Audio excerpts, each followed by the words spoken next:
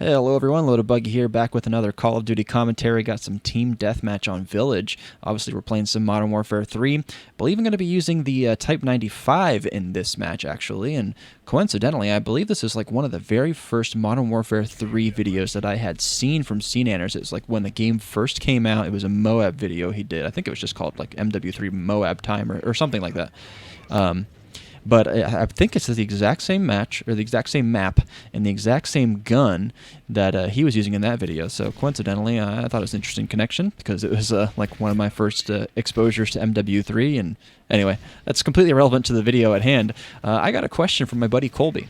He said, "Buggy, got a question. Have you considered storytime commentaries as well? I don't know if you want to get that personal, but I'm curious on how things like faith entered your life. Keep the content flowing, brother. I love every video." First of all, Colby, thank you so much for the comment, and thank you so much for the love and support you've been giving me. And a lot of you, pretty much all of you, have been saying very, very positive things, and it's such a cool feeling to have such a positive community that we're building here together. So thanks for that question, Colby. To answer it, I have no problem sharing some stories of mine and being as transparent as I possibly can while making these videos.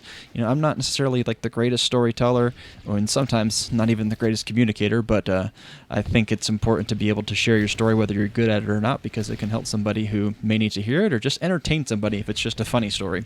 But in this instance, Colby asked if I could share how I found my faith. So I'll kind of set the scene a little bit. I was raised in a Christian home from the time I was born to, all of my childhood.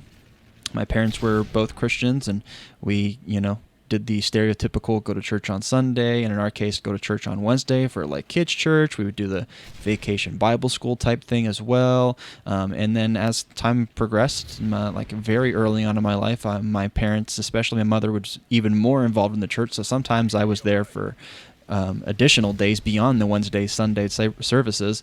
So I was a frequent church attendee, and I have very, very fond memories of church as a child.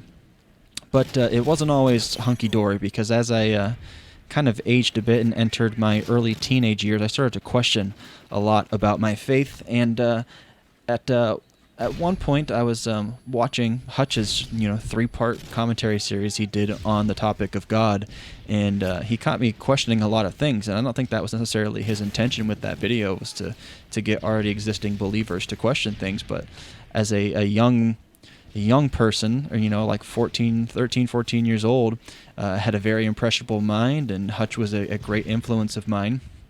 And although it had a effect that I don't think he necessarily anticipated for it to happen on someone like me, it actually worked out quite beautifully, because at the age of like 14-ish, I completely abandoned my faith altogether, and it wasn't at the fault of Hutch. I will certainly clarify that.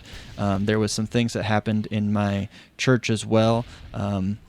The pastor, one of the pastors at the time, I was quite close with him. He was a very close mentor of mine, and it kind of turned out that he was a frequent liar when it came to one of the obligations that he was supposed to be doing.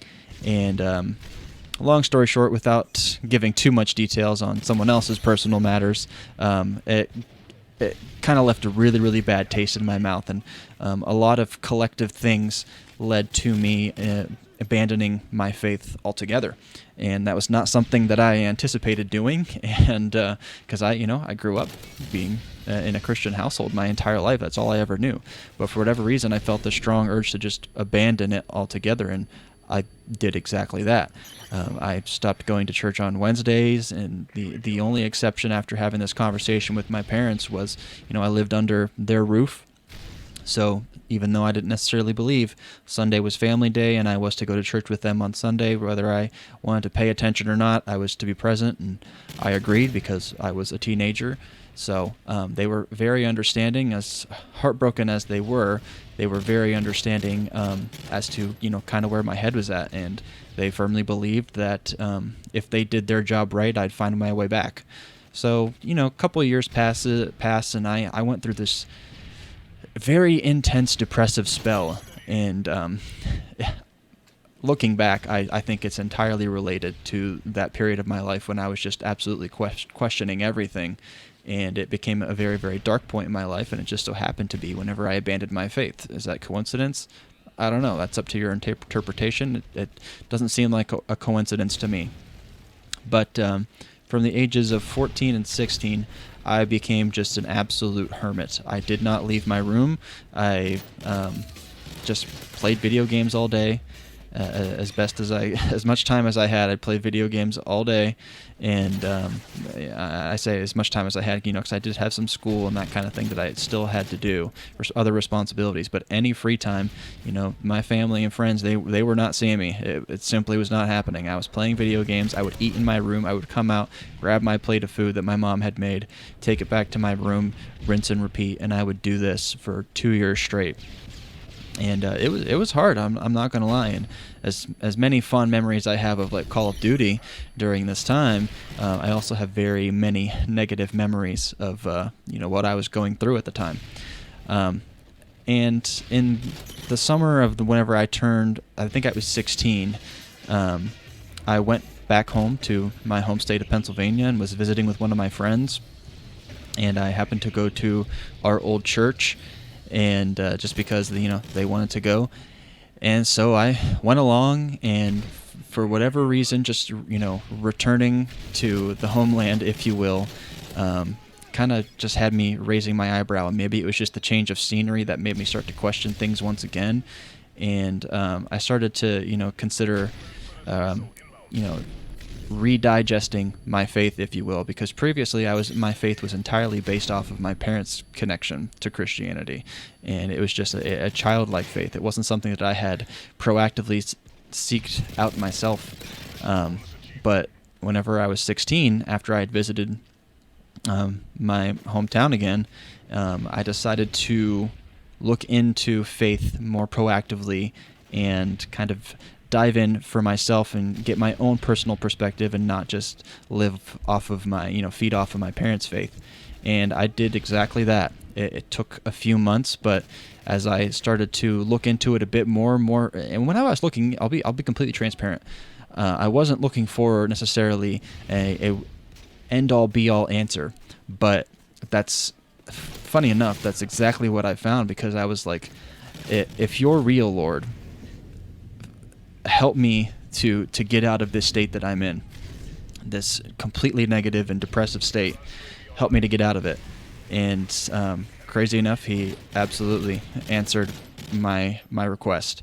And very shortly after that, I decided that I was going to start to return to church and take it serious, and it became a much more important part of my life beyond just what my parents had taught me. It became something that was a core value of mine, and something that I needed to survive. And although it's still a constant struggle to maintain faith, it's just an active thing that we have to do whenever you're a person of any faith, of any religion. You constantly have to be proactively practicing your faith, because if you stop practicing, then it can become a struggle. So hopefully that was of some insight to you. Hopefully you enjoyed this commentary. Colby, thank you so much for the question. If you enjoy this type of content from me and you want to see more from me in the future, consider hitting the subscribe button, like the video, and if you have any more requests like Colby did, please leave a comment in the comment section below. Thanks everyone. Bye now.